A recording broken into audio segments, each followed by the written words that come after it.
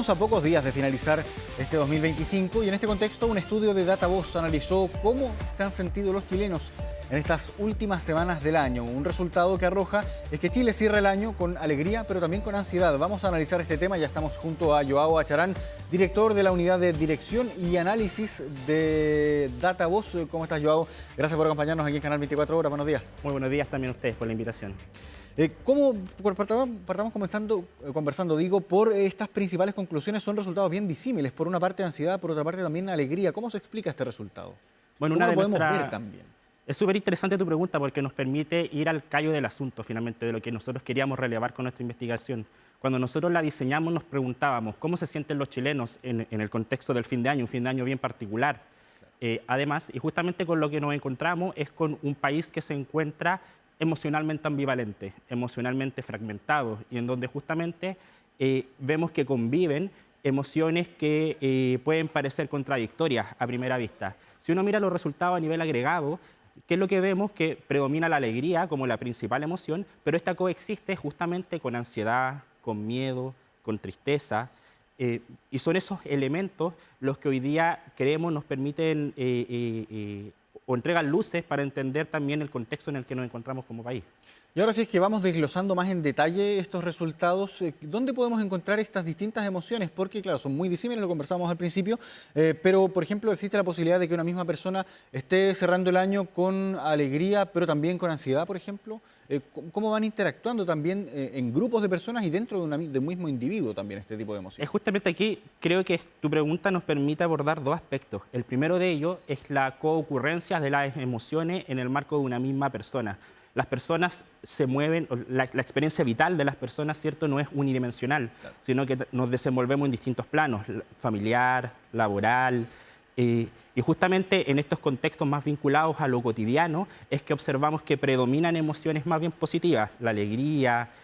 Sin embargo, esto no obvia o no quita que las personas también puedan tener emociones eventualmente un poco más profundas asociadas a otros aspectos o a otras dimensiones. Por ejemplo, incertidumbre respecto a cómo va a estar la economía el próximo año, qué depara para el futuro del país, y en ese contexto donde pueden emerger también emociones distintas como el miedo, la incertidumbre, eventualmente la rabia, y todo esto, digamos, convive en el marco de una misma persona. Finalmente, en lo que respecta a distintos planos, se puede estar sintiendo de manera diferenciada. Pero también este estudio nos permite identificar esta idea de fragmentación emocional que yo te mencionaba recién, y en donde cuando uno escudriña un poco respecto a lo que se ve en la superficie, que es esta alegría predominante, lo que observamos es que hay ciertos grupos, ciertos territorios en los cuales se expresan en mayor medida otro tipo de emociones. Y allí es donde vemos que hay diferencias que son significativas y bien interesantes a nuestro juicio, cuando observamos los datos segmentados por sexo, por ejemplo, por tramo de edad, por nivel socioeconómico, por macrozona. Ahora, hablemos de eso, profundicemos eso. ¿Cuáles son los grupos de personas que se ven afectados por distintas emociones, por grupos de emociones quizás más alegres o más sombrías, quizás más melancólicas, más con mayor ansiedad también? ¿Cuáles son los grupos, quizás por localización geográfica, por edad también, por sexo? ¿Cuáles son los distintos grupos ahí que van experimentando las distintas emociones? Mira, las emociones negativas predominan particularmente en las mujeres, en comparación con los hombres, presentan mayores niveles de ansiedad, de miedo, incluso de rabia. Si lo observamos por nivel socioeconómico, son justamente los segmentos socioeconómicos más bajos en los cuales se expresan en mayor prevalencia estas emociones negativas, en mayor medida que lo que se observa en los segmentos socioeconómicos medios y altos, en donde allí hay más ambivalencia emocional, digamos, aparecen también emociones positivas. Cuando observamos esto por tramos de edad, por ejemplo, son los segmentos de mayor edad, los grupos de 54 a 65 y de 65 más, en donde las emociones negativas aparecen con mucha más fuerza. En los segmentos más jóvenes, de 35 a 44, por ejemplo, está con mayor preponderancia la ansiedad, mientras que en los más jóvenes, de 18 a 34, lo que vemos es más bien sorpresa. Y cuando lo vemos territorialmente, aquí también hay algunos aspectos bien interesantes, porque lo que observamos es que es particularmente la región metropolitana la que concentra en mucha mayor preponderancia que el resto de las regiones emociones muy negativas, rabia, ansiedad, miedo, mientras que en el resto de las regiones podemos observar escenarios un poquito más optimistas respecto a los estados de ánimo de las personas. Llama la atención sobre todo este último dato respecto a la región metropolitana. Es bien preocupante también la región más densamente poblada del país y que quizás no sea tan representativa de lo que ocurre también en el resto de las regiones del país. ¿A qué podemos atribuir esta situación? Es una región que, por cierto, está sujeta a presiones de múltiple tipo, digamos. Transporte, inseguridad. Esto no significa que estos problemas no existan en el resto de las regiones del país, ¿cierto? Pero en la región metropolitana se vive un ritmo mucho más intenso.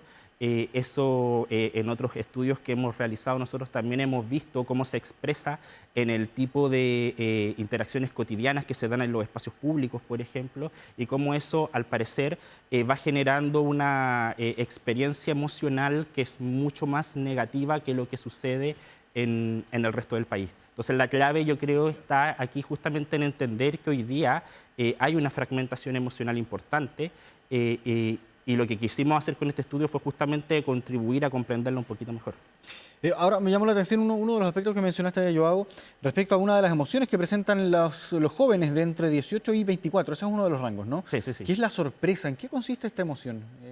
Estábamos acostumbrados a escuchar tristeza, alegría, rabia quizás, pero la sorpresa, ¿en qué consiste también como emoción? Es una pregunta bien interesante. Nosotros trabajamos con un pack de emociones básicas, para efectos que fue lo que testeamos en este estudio, y la sorpresa tiene que ver con la capacidad de una especie de reacción a una forma de anticipación, por así decirlo. Tiene que ver con una forma de reacción a lo imprevisto. Y en el caso del estudio que nosotros estuvimos realizando, que por cierto se realizó entre primera y segunda vuelta, potencialmente la sorpresa tenga algo que ver también con los resultados que vimos como país, ¿cierto?, en las recientes elecciones. Uno de los antecedentes relevantes a nuestro juicio del estudio que realizamos es que existen patrones que nos permiten vincular estas emociones con, no solo con características sociodemográficas como las que conversábamos recién, sino también con percepciones políticas. ¿Eso cuánto incide también que este haya sido un año electoral? Justo también, claro, el periodo en que se toma la muestra está entre la primera y la segunda vuelta, está muy incidido, me imagino, también por todas las emociones que generó también el proceso eleccionario, tanto la primera como la segunda vuelta. Hubo mucha tensión, mucha crítica quizás un poco más intensa también entre distintas posturas políticas. ¿Cómo se vivió esto y cómo lo vivimos también los chilenos en nuestro interior también? Mira, nosotros quisimos preguntar por emociones en este periodo del año porque diciembre es un mes particular, digamos, es un mes de fiestas, ¿cierto? Recientemente tuvimos Navidad, Año Nuevo, que son eventos que generalmente asociamos a emociones positivas, alegría, compartir con la familia. Pero diciembre también es un mes en el cual las personas tienden a hacer balances retrospectivos respecto a lo que fue su vida, eventualmente cargando frustraciones, expectativas también. Pero este diciembre en particular tenía un componente adicional distinto a cualquier otro diciembre, que es justamente el que señalas ahora. Era un diciembre electoral, un diciembre en el que teníamos esta segunda vuelta, en un contexto en el que, si bien no estaba tan presente en el ambiente, sí las personas tenían que tomar una decisión finalmente. Y justamente creemos que los discursos o las narrativas que se estuvieron expresando en el debate público durante estos meses permean también en cómo las personas se sienten. Nosotros, uno de los hallazgos relevantes del estudio, por ejemplo, tiene que ver justamente con cómo las personas que se sienten identificadas más con la derecha, opositores al gobierno, con predisposición a votar por José Antonio Kast en esta segunda vuelta, tenían emociones negativas en mucha mayor prevalencia que lo que se observaba en el extremo opuesto. Las personas que aprueban este gobierno, que votaron por Janet Jara y pretendían votar por ella en segunda vuelta, eran un perfil de personas que presentaban mayor intensidad de emociones positivas y menor intensidad de emociones negativas. Y esto dialoga de alguna forma con los discursos públicos que los distintos sectores también estuvieron planteando en el debate público durante ese periodo. Por una parte teníamos, ¿cierto?, el relato del Chile se cae a pedazos, en donde las personas que adhieren a ese sector político es probable, ¿cierto?, que eso permee en términos de que ven el mundo con unos ojos más negativos, mientras que por otro lado teníamos el relato de la normalización, esta idea del oficialismo, ¿cierto?, de que van a entregar el gobierno en mejores condiciones de lo que lo recibieron, estabilizando la economía y una serie de otros parámetros que también puede explicar que las personas que se identifican con ese mundo lo estén observando con emociones más positivas también. Y ahora, ¿cuánto incide también el relato, ya que lo habías mencionado también, Joao, el relato de nuestros representantes políticos, los líderes políticos, que sobre todo ahora en estos últimos meses del año, noviembre, diciembre, estuvieron mucho más visibles que en otra época del año probablemente, porque claro, eran candidatos presidenciales, evidentemente. Pero ¿cuánto incide también el relato que ellos plantean en sus campañas, ante los medios de comunicación, y cómo va permeando eso en cómo uno se siente finalmente? ¿Cuánto puede llegar incluso a cambiar quizás alguna emoción que uno puede llegar a sentir, influido por lo que dice el líder político por el que yo me siento representado? Es una muy buena pregunta y creo que también nos permite relevar parte de las limitaciones del estudio que estuvimos realizando nosotros. Este es un estudio de características exploratorias que, si bien nos permite explorar patrones, no nos permite establecer relaciones de causalidad, por lo que no podemos establecer, por ejemplo, que dado que me identifico con cierto sector político, tengo necesariamente cierta emoción, ni viceversa, dado que tengo cierta emoción, me identifico con determinado sector político, pero sin embargo observamos patrones, y estos patrones son los que te adelantaba en mi respuesta anterior. Lo que sí es importante, creo, poner sobre la discusión es que, si bien, o sea, las emociones no son ni de izquierda ni de derecha, claro. Sin embargo, las emociones pueden activarse e instrumentalizarse políticamente. Y en esa línea hay discursos políticos que pueden anclarse de mejor manera en determinadas emociones para efectos de obtener mejores resultados, sea lo que sea que signifique eso para ese sector político en particular. Y esto es particularmente relevante, pues pone de relieve la importancia de los tipos de liderazgos con los que podemos contar. Liderazgos que explotan las emociones para efectos de fortalecer ciertas identidades pueden contribuir a generar escenarios de polarización, mientras que liderazgos que reconocen estas emociones pero buscan canalizarlas colectivamente, democráticamente, pueden generar escenarios, otro tipo de escenarios finalmente. Entonces también es importante tener eso en mente. Si bien no hay emociones de izquierda ni de derecha, sí hay patrones, y eventualmente los liderazgos pueden gestionarlas de manera distinta. Ahora quiero tomar quizás se sale un poco también aquí del objeto de estudio, pero ya que abordaste el concepto de polarización, ¿cuánto tiempo quizás podemos esperar para que se cierre quizás este momento de polarización que vivimos en medio de las elecciones presidenciales, primera, segunda vuelta? Lo vimos también, hubo mucha confrontación, evidentemente en época electoral ocurre esto, pero se genera también el efecto en la ciudadanía, que finalmente también se genera, por ejemplo, si uno ve las redes sociales, este enfrentamiento bastante virulento, e incluso en algunos casos mucha confrontación directa, mucha tensión también entre una persona que piensa de una forma y otra persona que piensa de otra.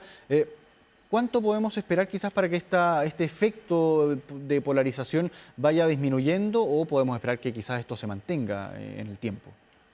Mira, una cosa que creo que es interesante destacar es que aún en escenarios de esas características, de alta virulencia en el debate público por parte de los representantes políticos, y que a veces incluso se expresa también en el tipo de interacciones que se dan entre las personas, sobre todo en redes sociales, aún en ese contexto, lo que nos muestran los datos finalmente en este estudio en particular no es un escenario de blanco-negro, finalmente, no es un escenario necesariamente polarizado, sino más bien es un escenario, tal como destacábamos al inicio de esta conversación, ¿cierto?, emocionalmente ambivalente. Las personas no están totalmente enojadas, como tampoco están totalmente felices, sino que más bien están en esta especie de ambivalencia en donde en distintos ámbitos o dimensiones de su vida sienten distintos tipos de emociones, donde hay grupos, además, grupos sociales, digo, en los cuales también se observan emociones diferenciadas, digamos. Entonces, quizá lo relevante acá, y que quizá no responde directamente a tu pregunta, pero quizá lo relevante acá es que parece haber una brecha, finalmente, entre ese ánimo polarizante que eventualmente podemos ver en cómo se relacionan los actores políticos con las emociones que están sintiendo finalmente las personas, que son mucho más heterogéneas y que no se mueven finalmente en esta lógica de blanco y negro. Claro. Ahora, ya para ir cerrando la conversación, considerando todos estos factores que hemos estado conversando también este año electoral, que también incide mucho, me imagino, en los resultados, ¿cómo podemos comparar las conclusiones de este estudio con lo que ha ocurrido en años anteriores? Es una muy buena pregunta. Y aquí en este plano me voy a mover, no en la especulación, pero sí en antecedentes recogidos a partir de otros estudios, dado que esta medición la hemos tenido en mediciones previas. Dicho eso, mi impresión es que en el contexto particular de diciembre, particularmente asociado a las festividades que se celebran en este contexto, es que podemos observar que emergen con más fuerza emociones positivas como la alegría o la tranquilidad, que de hecho son las dos emociones que aparecen con mayor preponderancia en el estudio que realizamos, y que eventualmente podrían aparecer con menos fuerza en otro contexto del año, en donde lo que esté más presente esté más relacionado con las incertidumbres propias del día a día.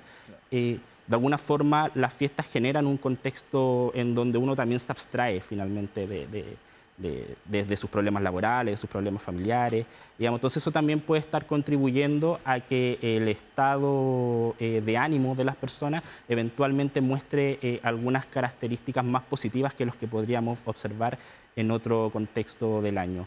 Sí. Finalmente creemos que ese es el gran hallazgo de este estudio, poner de relieve esa ambivalencia emocional que se está expresando de manera diferenciada en distintos grupos sociales. Claro. Bueno, y me imagino también que realizar este estudio en diciembre es muy distinto que realizarlo en el mes de marzo, donde uno está probablemente más preparado o preparándose ya para iniciar el año escolar, el año universitario, el año laboral también, y quizás el estrés ahí vaya predominando. Me estoy adelantando quizás, pero... Y también muy distinto hacerlo a contextos como el 18 de septiembre, por ejemplo, que quizá también esa festividad tiene características eventualmente similares, al menos en términos de lo que se refiere de relevar aspectos más positivos asociados en ese caso a la identidad, finalmente. La identidad Depende harto de cómo lo estemos pasando también ahí en el momento. Bien, Joao Acharán, director de la Unidad de Dirección y Análisis de DataVoz, muchas gracias por esta interesante conversación aquí en Canal 24 Horas. Muchas gracias a ustedes por la invitación. Igualmente, que estés bien.